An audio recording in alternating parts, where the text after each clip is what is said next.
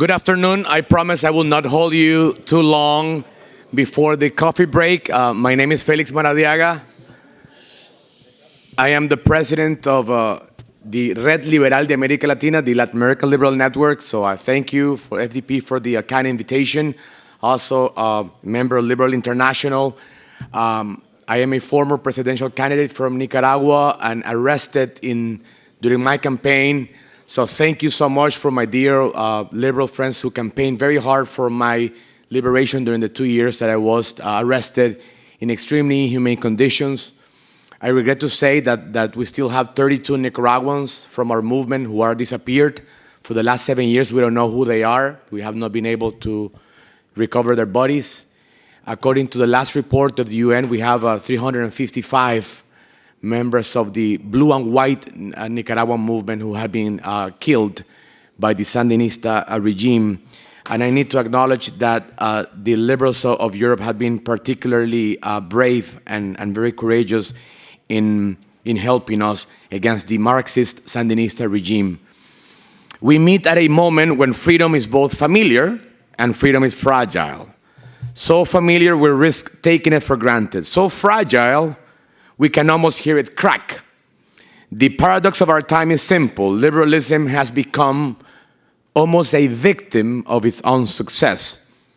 Ideas that only a few decades ago were incendiary or radical, the defense of individual freedom, free markets, free trade, are now mainstreams, although not everyone is determined to defend such ideas.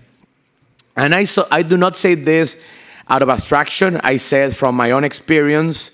I'm a product of German liberalism through the many trainings when I was a child.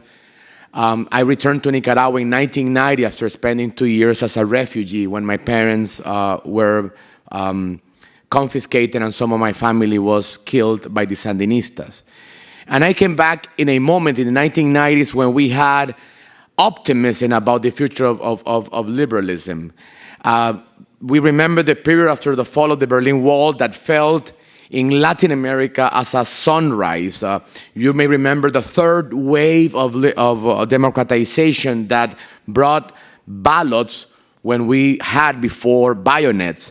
Globalization pulled millions of people out of poverty. And a decade later, we saw how social networks sparked the so-called color revolutions. We all were very enthusiastic about the future of freedom and liberty. But another tide rose beneath the surface. Cultural world, long foretold by conservative thinkers. I remember my professor, Samuel Huntington, that surfaced with ferocity around the idea that we did not anticipate it, the idea or the intuition that liberal celebration of plurality make awaken ancient tribal anxieties. Add to that the new accelerants, platforms like social media, TikTok, Twitter, that calibrated outrage, and the algorithm that triggers polarization, creating what some people may call it post-truth. I often use this example. When I was a kid, we would have a TV, and 7 members of my family would watch the same show or the same TV show at the same time. But now you have 7 members of the same family, each of them with a phone with their own version of the news. In the meantime, we are seeing many things. I do not expect in the very brief time I have to give you a full archaeology of the situation of the liberalism on crisis.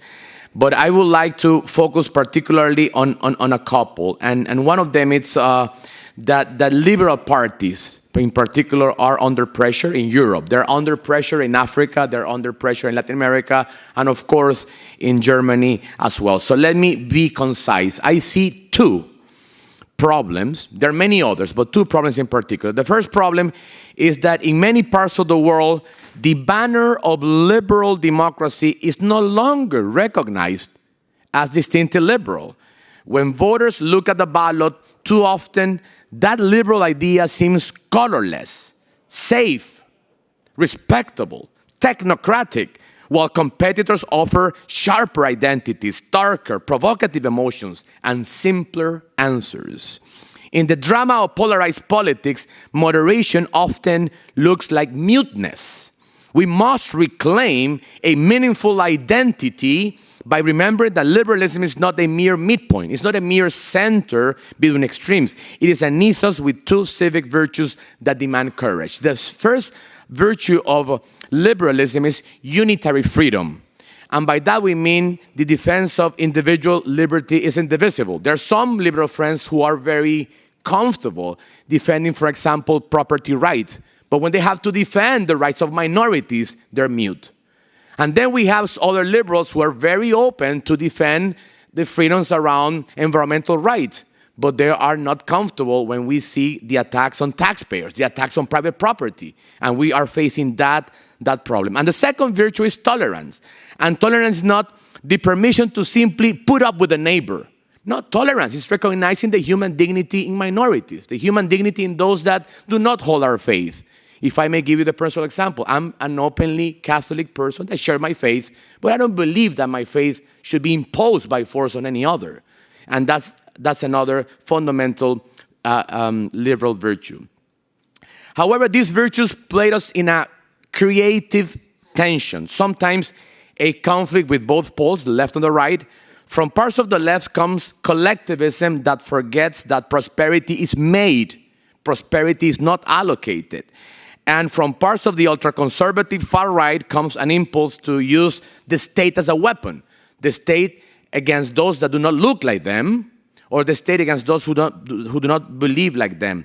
Polarization, of course, rewards the opposite. Polarization rewards the extreme. Liberalism then has lost its edge in the marketplace of idea. We have a magnificent canon when liberals are questioned, who is your inspiration? And we openly say, Hayek, Mises, Popper, but who are our current champions in TikTok?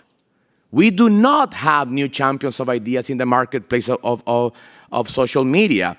And too many of us retreat into think tanks, we retreat into universities, we retreat into lovely rooms like this. And this is not only a German problem, it's a problem around the world.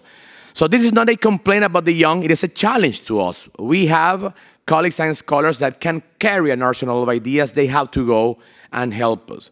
So permit me, in order to conclude, what are some of the ideas that I humbly suggest learn from the Latin American experience fighting Marxism? We need to recover liberalism's radical heart. And we should speak without embarrassment about markets that lift the human potential. We should speak openly about our understanding that capitalism can create prosperity.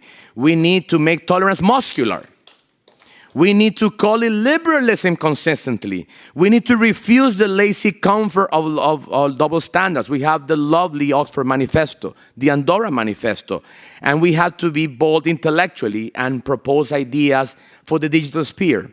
We need to propose clear ideas on security and champion policies that make it easier to build homes, to build energy, to build infrastructure. We need to speak frankly about migration as a public problem. We need a liberal grammar that is humane and is serious. People is concerned with migration around the world. And I say this as a migrant myself. I grew up as a refugee.